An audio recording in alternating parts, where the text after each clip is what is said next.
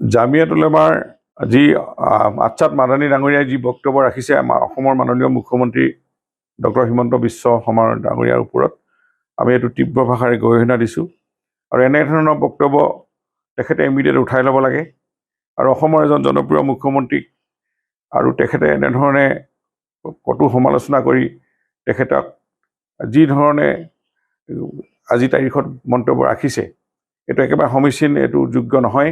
অসমৰ জনসাধাৰণ চাৰিওফালে জাঙুৰ খাই উঠিছে।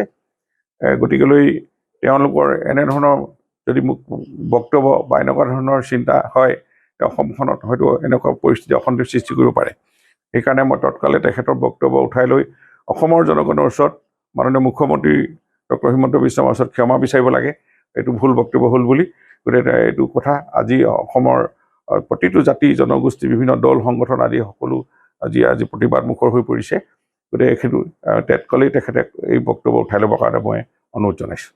কোনো ধৰণৰ শুনক, তেখেতে কৈছে অসমৰ মুছলমান সমাজৰ ওপৰত অত্যাচাৰ হৈছে। ভাৰতীয় নাগৰিকৰ ওপৰত কোনো অত্যাচাৰ হোৱা নাই এতিয়ালৈকে। আমাৰ যিখিনি অবৈধ ইলিগেল, ভাৰতীয় সংবিধানে যাক ইয়াত আহিবলৈ দিয়া নাই, থাকিবলৈ দিয়া নাই, সংবিধান বিৰুদ্ধে যিসকল আহিছে অবৈধভাৱে চৰকাৰী ভূমি দখল কৰিছে সেইসকলৰ বিৰুদ্ধে চৰকাৰে ষ্টেপ লৈছে। ইয়াততো কোনো ধৰণৰ যাৰ ম্যাদী বঁটা আছে, যে নিজে তাত দীৰ্ঘদিন বসবাস কৰিছে, কোনো মুছলমান সম্প্ৰদায়, কোনো ধৰণৰ তাত কাকো অত্যাচাৰ কৰা নাই।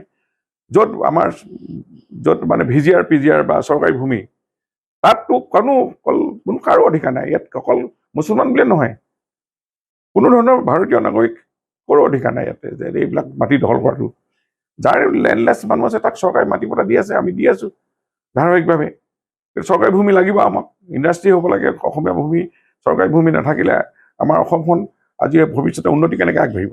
চৰকাৰী ভূমি আমাক আমাক পতা, আমি সকলোকে ভূমিহীনক দি থকাৰ উপৰিও আৰু বিভিন্ন ধৰণৰ অনুষ্ঠান প্ৰতিষ্ঠান গঢ় লৈ উঠিছে। আজি চৰকাৰী অনুষ্ঠান, শিক্ষা অনুষ্ঠান হওক, বিভিন্ন মঠ মন্দিৰ এইবিলাকত ঐতিহাসিক ঠাইবিলাকত তেওঁলোকে দখল কৰিছে।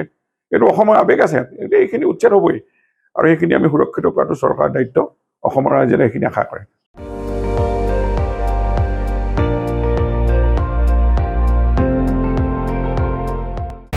আপুনি চাই আছে ND24, সৰ্বশ্ৰেষ্ঠ নহয় সৰ্বোত্তমৰ দৌৰ।